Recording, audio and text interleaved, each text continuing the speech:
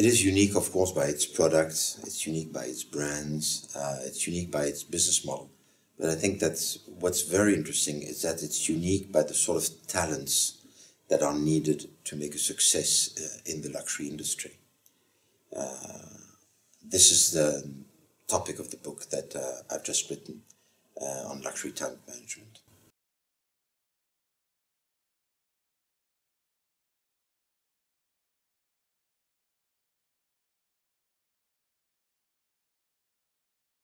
I'll start by the most important, which are the creators, the designers, because luxury is about creation. Then, of course, you've got the managers, the business people, which is the second population.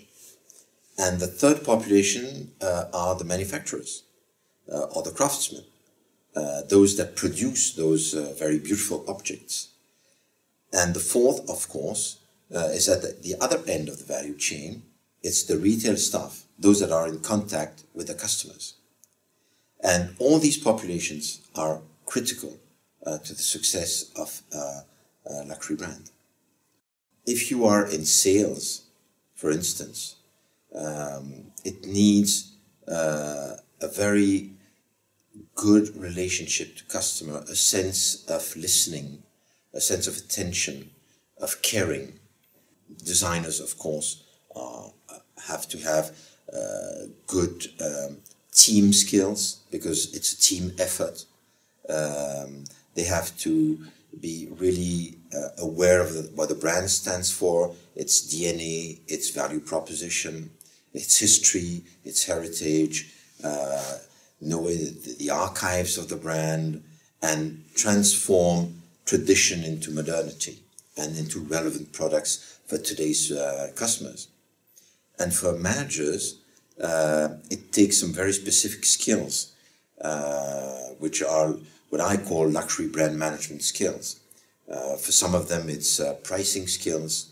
Others, it is brand identity skills. And I would say that the overall, it's the capacity of dealing with creative people.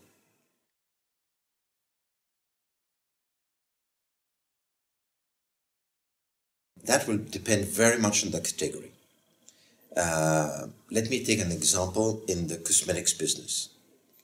L'Oréal is a French company, but its products, its beauty products, for Lancôme or for instance, they have to be relevant to the local population, to the Chinese population, to the American population. So they will have in their product development teams at headquarters people who are multicultural, people who have an open vision to the world. But then when you come to local teams that are in the market, you need local people. You need people in China, you need Chinese people who know the population, who know the customers, who know what the social media in China are, for instance. This is very important. So local teams with international exposure is something that luxury companies are really looking for.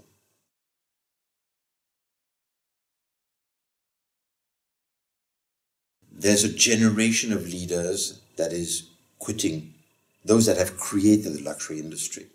Either they are retiring now, some of them died a few years ago. We have a new generation that's coming now, and they have to be up to the issues that the 21st century presents to the luxury industry. So that's the first challenge. The second challenge is the fact that, I think that in the luxury industry, the successful brands are those that are capable of having two persons work together at the head, what I call a leadership duo, a designer or creative director and a CEO or a business person. And it is because these two people work hand in hand, or very exceptionally, that the same person has both the business and the creative side, but that is really exceptional. Most of the time, it's a real duo, like Miuccia Prada and Patrizio Bertelli at Prada, like in their time, Domenico De Sole and Tom Ford at Gucci. There are so many examples of that. And whenever that successful duo is there, the brand is a real success. There's an old Chinese proverb that says that the fish rots by the head. I interpret it in saying that if at the top there is harmony in that duo, it percolates into the whole organization.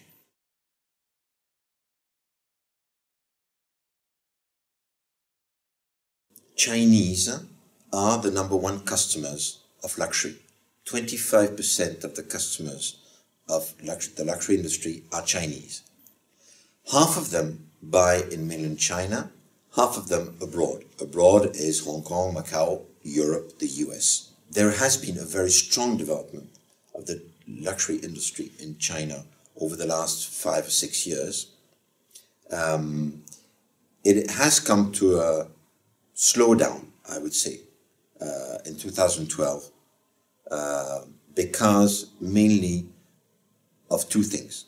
One is the anti-corruption campaign of the present government, because luxury products were used for gifting quite a lot, especially watches. Watches have been hit quite a lot by this campaign. The second is the slowdown of the Chinese economy. But that is temporary, meaning that the growth of the Chinese market is huge. The potential growth is huge. Third-tier, fourth-tier cities see affluent people now who want to buy and have access to luxury.